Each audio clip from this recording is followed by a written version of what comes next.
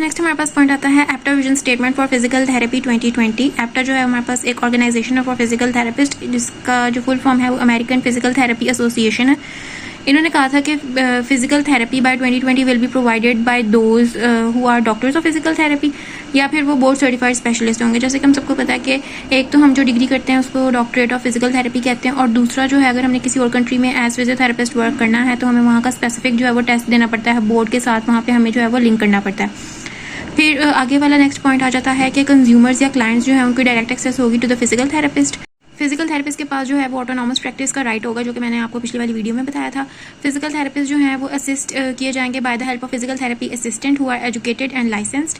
Next उन्होंने बताया हुआ है कि फिजिकल थेरेपिस्ट के लिए प्रोफेशनलिज्म क्या है। प्रोफेशनलिज्म ये है कि उनके पास क्या एबिलिटी या क्या कैपेबिलिटी है कि वो एक जो है वो जजमेंट बना सके based on the examination, evaluation, diagnosis, prognosis and intervention of human movement system, के वो किस तरह से जो है वो इनके पास जो भी क्लाइंट या पेशेंट आता है उसकी एग्जामिनेशन करते हैं, उसको एवैल्यूएट करते हैं, उसकी डिजीज़ को डायग्नोस करते हैं और उसका एक प्रोग्नोसिस बनाते हैं कि कब तक पेशेंट जो है वो रिकवर हो सकता है, वापस अपनी रिकवरी पे आ सकता है, और इंटरवेंशन क्या ट्रीटमेंट उनको प्रोवाइड करते हैं। रीइंबर्समेंट ट्रेंड्स हमारे पास जो है वो नेक्स्ट टॉपिक है। रीइंबर्समेंट क्या मतलब होता है कि अगर आपने कोई भी सर्विसेज ली है तो कोई थर्ड पार्टी जो है आपकी सर्विसेज के लिए पे करेगी। फॉर एग्जांपल कोई भी इंश्योरेंस कंपनी जो है वो पे करेगी for the treatment you have received by physical therapist or by the health care professionals.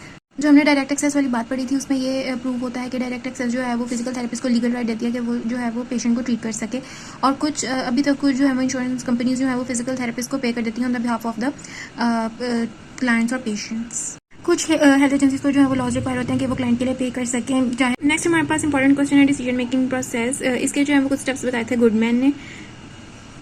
ये वाले हमारे पास इंपॉर्टेंट स्टेप्स हैं और ये शॉर्ट क्वेश्चन भी आता है। कौन कौन से रेफरल मॉडल के स्टेप्स आते हैं हमारे पास? सबसे पहले आता है past medical history, personal and family history, risk factor assessment, clinical presentation, associated sign and symptoms and review of system. उन्होंने कहा कि जब आपने ये फेमिलियर हो जाएंगे इस मॉडल से, आप लोगों ने जो है वो 3 to 5 मिनट्स की जो है वो असेसमेंट और स्क्रीनिंग परफॉर्म करनी है, जिसके अंदर आप लोगों ने ये चीज़ें मेजर करनी है। टेक वाइटल साइंस को मेजर करना है।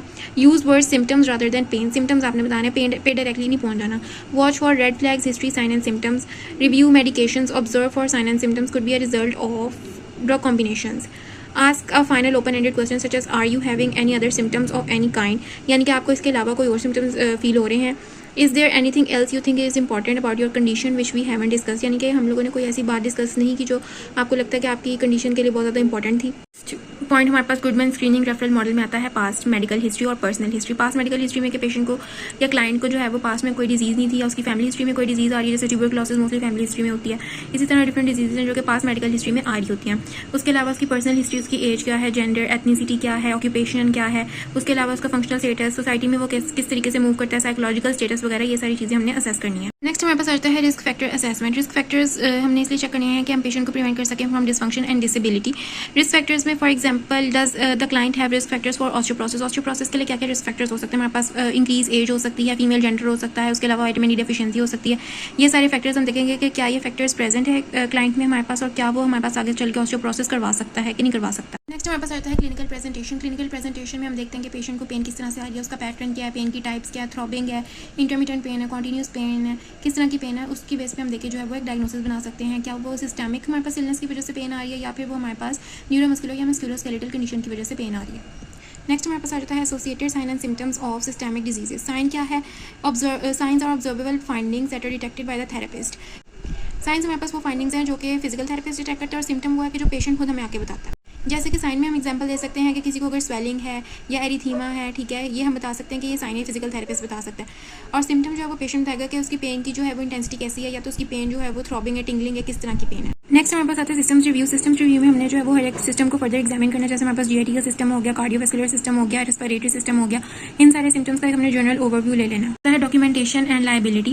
डॉक्यूमेंटेशन एंड लायबिलिटी इसलिए जरूरी है कि हम पेशेंट का एक रिकॉर्ड रख सकें, उसका क्या क्या रिकॉर्ड आ जाता है, उसमें कंसल्टेशन कब स्टार्ट किया था, ट्रीटमेंट कब स्टार्ट किया था, उसकी क्या रिपोर्ट्स आई थी, इनिशियल एग्जामिनेशन पे क्या रिपोर्ट आई थी, कौन कौन से हमने जो है वो इंटरवेंशन जो है वो चेंज की हैं, फिर उसके बाद जो है वो फाइनल कंप्लीट जब उसका ट्रीटमेंट हो गया फिर हमारे पास क्या रिपोर्ट आई। हमारे पास guidelines for immediate medical attention. इसके अंदर इन्होंने डिफरेंट गाइडलाइंस बताई हुई हैं जिसमें हमारे पास येलो एंड रेड फ्लैग आ जाते हैं। अच्छा, इसमें सिस्टमिक कॉजेज हैं, जैसे कि एक क्लाइंट है जिसको जॉइंटिस है, जॉइंटिस हमें पता चल जाता है कि स्किन और आइज़ की जो है वो येलो डिस्कलरेशन हो, तो वो तो फिजिकल थेरेपिस्ट एक बता ही सकता है ना, देखिए कि इस पर्सन को जो है वो जॉइंटिस है, तो हमने उसको आगे रेफर कर देना। उसके अलावा जो है कि अगर हमारे पास हमने एक पेशेंट है उसको फिजिकल थेरेपी इंटरवेंशन प्रोवाइड किए हैं लेकिन उसके ऊपर कोई एक्सपेक्टेड आउटकम या वो रिजल्ट शो नहीं कर रहा, तो इसका मतलब है कि उसको कोई सिस्टमिक इशू है, तो हमने उसको जो है वो आगे रेफर कर देना। अच्छा, फॉर वुमेन के लिए, वुमेन को हम कैसे रेफर करेंगे आगे? लो बैक पेन हो रही है, अगर पेल्विक पेन है, ग्रोइन पेन है, एनी स्पॉन्टेनियस यूटेराइन ब्लीडिंग हो रही है, उसके अलावा सिम्टम्स को रिलेटेड विद मेंसेस, अगर ये सारी चीज़ें आएंगी तो ये हमने किसको, गायनोकोलॉजिस्ट को रेफर कर देना। अब ये सारे कॉजेज दिए हैं, बहुत ईजी हैं, बस हमने ये ध्यान रखना है कि हमें अगर ये सारी चीज़ें देखने को मिलें तो हमने जो है आगे किसको रेफर करना है, मेडिकल फिजिशियन को रेफर कर देना है पेशेंट को। उसको लेकर नहीं जी फीस के लिए और इसके लिए लेके बैठे नहीं रहना कि हाँ जी हम चलो कुछ ना कुछ तो करते हैं। अब जैसे कार्डियक पेन है, ठीक है, कार्डियक पेन जो है वो शोल्डर में, जॉ में, नेक में ये रेडिएट कर रही होती है, अपर एब्डोमेन में, तो हम ये भी कह सकते हैं कि हाँ हो सकता है कि कोई शोल्डर का मसला हो या इस तरह से कोई TMJ का मसला हो सकता है, लेकिन नहीं, हमने उसका कार्डियक प्रॉपर टेस्ट भी करवाना है हार्ट का, जैसे changes in patterns of angina, क्या पता उसको कोई एंजाइना का मसला आ रहा हो जो सारी उसको जो है वो लेफ्ट साइड में पेन आ रही हो, जॉ में पेन आ रही हो, नेक में पेन आ रही हो। इसी के साथ आप लोगों ने पल्मोनरी और जेनिटो यूरिनरी वाले भी जो हैं एक दफ़ा रीड कर लेने हैं। इसके साथ हमारा 1 चैप्टर कंप्लीट हो गया है। अब हम जो है वो नेक्स्ट 2nd चैप्टर स्टार्ट करेंगे।